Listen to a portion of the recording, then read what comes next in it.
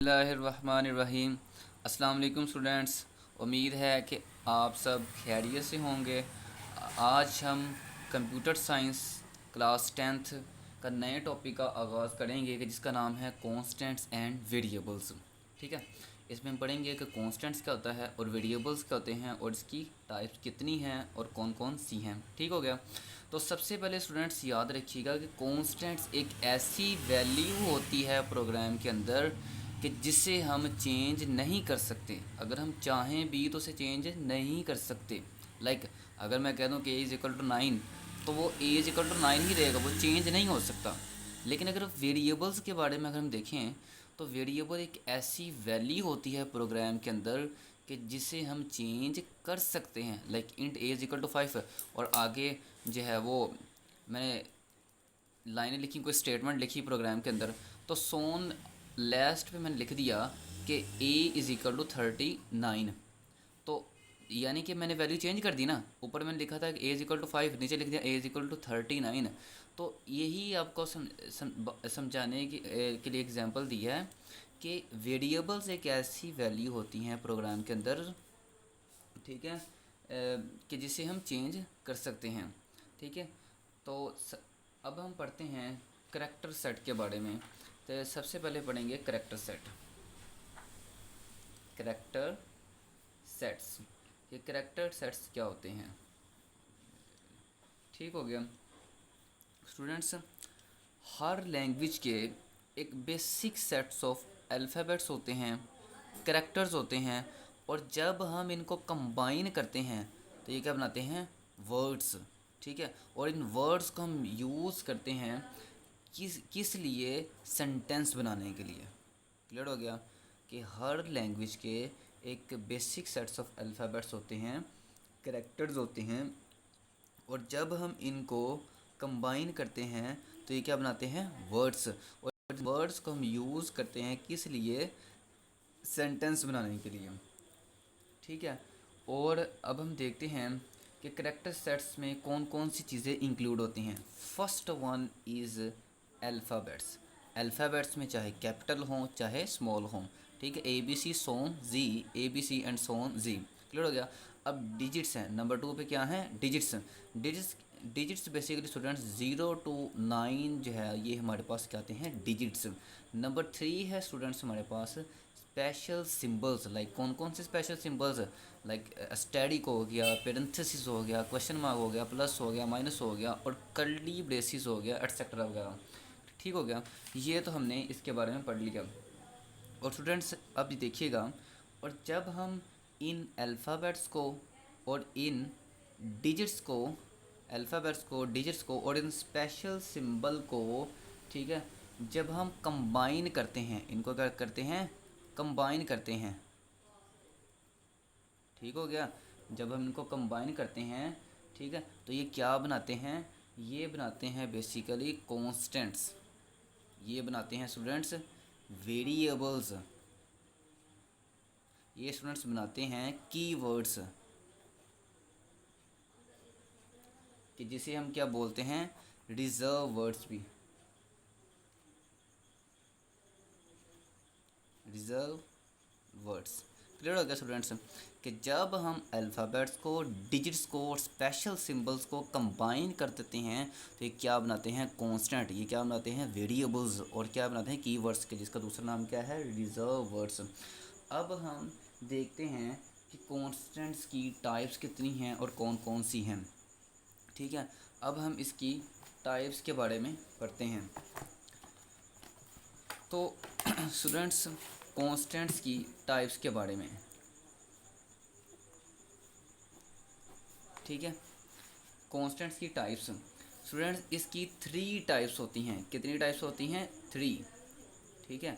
और कौन कौन सी होती हैं, first one is integer constant. कौन सी होती हैं, इंटीजर कांस्टेंट। अब इंटीजर कांस्टेंट क्या होते हैं स्टूडेंट्स, इंटीजर कांस्टेंट्स में एक ऐसी वैल्यू इंक्लूड होती है जो कि विदाउट डेसिमल पॉइंट होती है। क्लियर हो गया भाई। अब विदाउट डेसिमल तो होती है, वो पॉजिटिव भी हो सकती है, वो नेगेटिव भी हो सकती है। ठीक हो गया पॉइंट। लाइक इसमें ये लिख लें कि वैल्यू विदाउट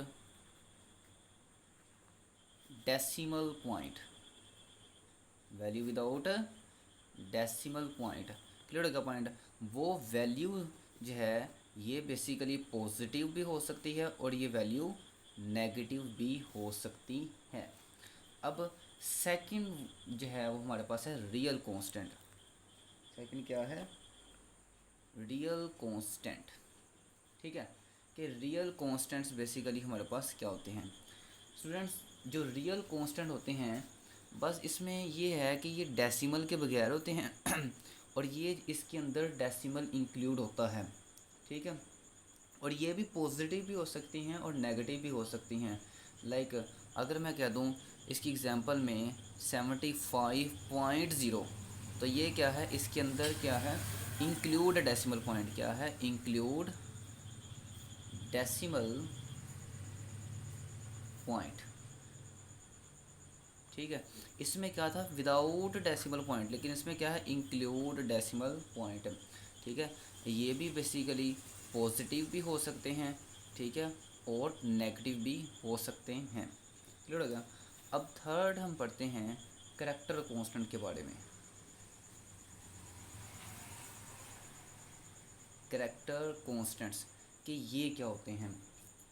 ठीक है, इसके बारे में अगर हम देखें, कोई भी हमारे पास स्मॉल केस लेटर हो या चाहे स्टूडेंट्स अपर केस लेटर भी हो या कोई हमारे पास पंचुएशन हो, कोई स्पेशल सिंबल हो, अगर हमने उसको इंक्लोज्ड कर दिया है सिंगल कोटेशन में, ठीक है, लाइक अगर मैं एक्स कह दूँ सिंगल कोटेशन में जो है इंक्लोज कर दिया, तो ये हमारे पास क्या बन जाएगा, करैक्टर कांस्टेंट। क्या बन जाएगा? Character constant.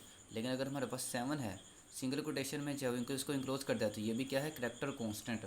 ठीक हो गया पॉइंट। या हमारे पास कोई ये देखें अल्फ़ाबेट्स है ए, तो ये इस सिंगल कोटेशन के अंदर इंक्लोज कर दिया ना, तो ये क्या बन जाएगा, ये भी करैक्टर कांस्टेंट।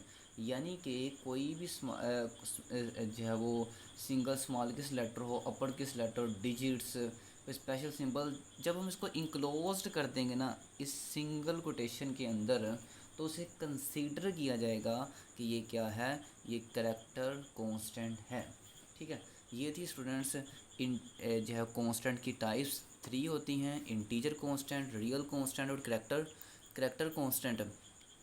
ठीक है, तो इंटीजर कांस्टेंट वो होती हैं जो कि विदाउट डेसिमल पॉइंट होती हैं, डेसिमल पॉइंट इसमें इंक्लूड नहीं होता, वो पॉजिटिव भी हो सकती हैं, नेगेटिव भी हो सकती हैं। रियल कांस्टेंट में students decimal point must include होता है और ये वैल्यू भी पॉजिटिव भी हो सकती हैं, नेगेटिव भी हो सकती हैं। लेकिन करैक्टर कांस्टेंट में ये होता है कि चाहे कोई भी स्मॉल केस लेटर हो, अपर केस चाहे लेटर हो, डिजिट्स हो, पंचुएशन हो, या कोई भी सिंबल हम कंसीडर कर लें, उसको हमने इंक्लोज कर दिया ना जब ये सिंगल कोटेशन के अंदर, तो उसे हम क्या कहेंगे, उसे कंसीडर किया जाएगा ये क्या है, ये करैक्टर कांस्टेंट है।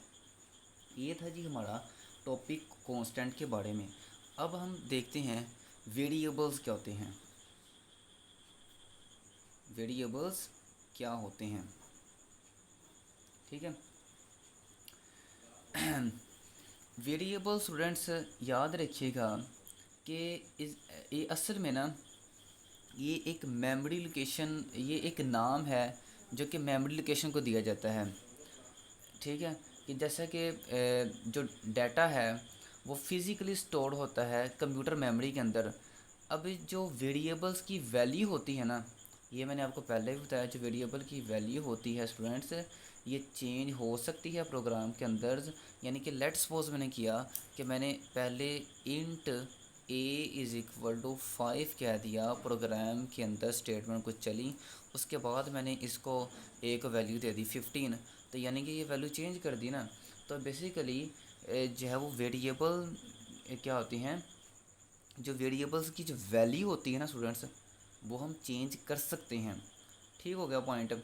अब वेरिएबल एक्चुअली में एक मेमोरी लोकेशन है। लाइक अगर मैं कह दूँ, अगर आपको समझाने के अंदाज, जैसे कि देखें ये हमारे पास एक रैम है, ठीक है, और रैम के अंदर सेल होते हैं, ठीक है, ये सेल हो गए जिसको हम बॉक्स भी कहते हैं, ठीक है।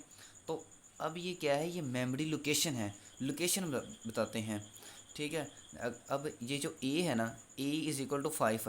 अब अगर मैंने कह दिया int a is equal to 5, अब इसमें जो है वो इसको जो है वो मेमोरी में स्पेस मिल जाएगी, जो है वो यहाँ पे स्टोर हो जाएगा a is equal to 5। Clear हो गया पॉइंट। अब स्टूडेंट्स याद रखिएगा, हर वेरिएबल का ना एक यूनिक नेम होता है, हर वेरिएबल का एक यूनिक नेम होता है, उसे हम बोलते हैं आइडेंटिफायर, ठीक है। और उसे डाटा टाइप भी बोलते हैं। क्लियर हो गया पॉइंट। डाटा टाइप भी बोलते हैं और आइडेंटिफायर, यानी कि हर वेरिएबल का, एवरी वेरिएबल, हर वेरिएबल का एक यूनिक नेम होता है, जिसे हम क्या बोलते हैं, आइडेंटिफायर, या उसे हम क्या बोलते हैं कि उसकी डाटा टाइप है। क्लियर हो गया पॉइंट, डाटा टाइप है, ठीक है पॉइंट। अब डाटा टाइप होती क्या है, इसके बारे में हम देखते हैं कि डाटा टाइप बेसिकली क्या होती है। स्टूडेंट्स, टाइप डाटा टाइप लफ्ज़ हैं दो।